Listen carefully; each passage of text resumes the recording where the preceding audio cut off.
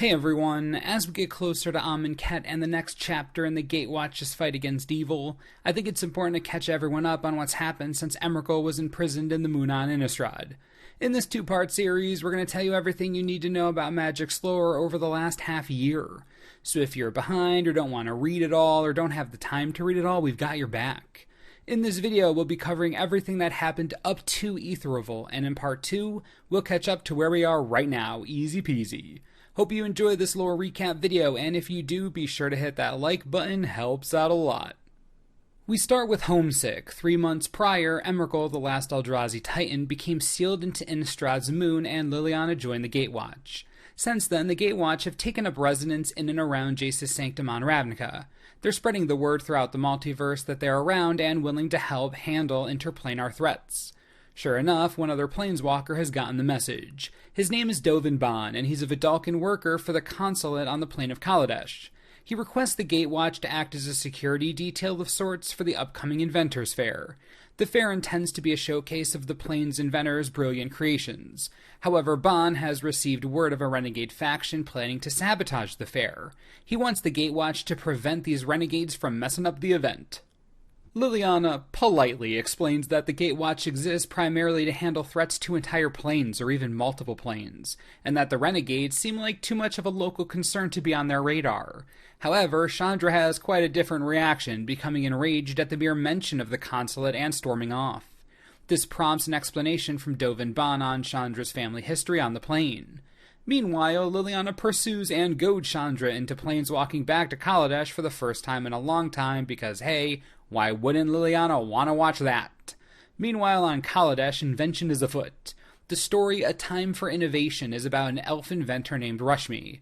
She's working on something potentially revolutionary, a matter teleporter, capable of moving objects instantly across physical space, and it's nearly working. The only problem is the last test blew out a crucial filament, which must be replaced before the device will work again. Rashmi and her Vidalcan assistant Matal are having trouble finding a replacement. Most of the local suppliers are short on stock with the Inventors Fair approaching, but the fair is precisely why Rashmi is so desperate to find a replacement. Finally, she runs into a friend of hers, Saheeli Rai. Saheeli is well known for her skill with fine materials, and Rashmi asks her to repair the filament. Saheeli is hesitant to help out once Rashmi explains her breakthrough. This is because Saheeli is a planeswalker, and what Rashmi describes sounds like her teleporter works by passing objects through the blind eternities. Saheeli recognizes the dangerous implications of such a device and doesn't want to take the risk of it falling into the wrong hands. Rashmi is crestfallen with Saheeli's refusal to help, but after some consideration, Saheeli comes around and helps Rashmi complete the teleporter.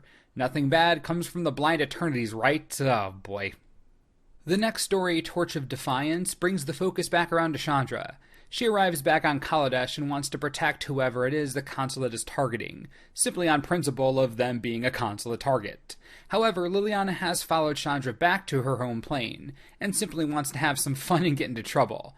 And they do, so much so that they wind up pursued by consulate agents and flee onto a train. But it's only when the train stops that things start getting interesting. There are more consulate agents pursuing one particular renegade, the leader of the movement, known as Renegade Prime. Chandra and Liliana disembark and take note of the identities of the renegade and her lead pursuer. The consulate agent leading the charge is Tezzeret, and the renegade is Pia Nalaar, Chandra's mother. We get a flashback in the beginning of the next story titled Renegade Prime. While Chandra had assumed her mother perished in the blaze that resulted in Chandra's arrest by the consulate, Pia actually survived and was also arrested. Baral, the consulate officer responsible for the pursuit, locked her up, but she escaped and rallied what would become the modern renegade movement. However, back in the present, Pia is about to be arrested by the consulate once again. Outnumbered by consulate reinforcements, Chandra and Liliana are forced to retreat. In the process, they run into Nissa, who followed after finding out that Chandra and Liliana had left from Ravnica. Nissa scolds Liliana, who leaves in a huff, and Chandra and Nissa encounter someone else Chandra knows from her youth, Mrs. Bashiri. That brings us to the next story, Born of Aether. On Mrs. Bashiri's suggestion, Chandra and Nissa track down Yahenni, an Aetherborn and an acquaintance of hers, in search of information on where Pia is being held. Yahenni is holding a lavish party, as Aetherborn are known to do. Chandra and Mrs. Bashiri mingle in an attempt to seek out leads among the partygoers while Nissa and Yahenni converse. The conversation is interrupted when a consulate official approaches. Someone has locked themselves in the restroom, and whoever they are, they've run afoul of the consulate. All the same, Yeheni is none too pleased with the officer's intrusion, and they ask Nissa to show him the door. With the help of a potted plant, Nissa subdues the officer, and Yeheni asks him for information on where Pia is being held. Yeheni then passes the information on to Chandra and Nissa. Pia is being held in Dun Prison, where Baral is stationed. Bottled Up, the next story, follows Chandra, Nissa, and Mrs. Pashiri as they find their way into the Dun to find Pia. Nissa is able to track the flow of ether to an underground network of tunnels that appear to comprise the prison. They follow the tunnels deeper into the prison until they finally find something. However, what they find isn't Pia, it's Baral. The whole thing was an elaborate trap and a device sets into motion when the three of them approach. 4 walls lock into place and the newly formed room starts filling with poison gas. Baral gloats as the walls resist all of the pyromancy Chandra can muster. While she and Nissa could easily planeswalk away if they wanted to, Mrs. Pashiri isn't so fortunate. They decide not to abandon Mrs. Pashiri and are about to accept their end. But that all changes when Ajani shows up. Release, the next story, tells us how Ajani came to be in the right place at just the right time. It turns out Ajani is in touch with Tamio and visited her on Kamigawa sometime prior. Tamio informed him about Tezzeret, who Ajani knew was bad news. So Ajani went to Kaladesh in search of Tezzeret.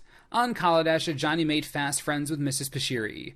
That's why he was aware when consulate officials searched her apartment while she was away.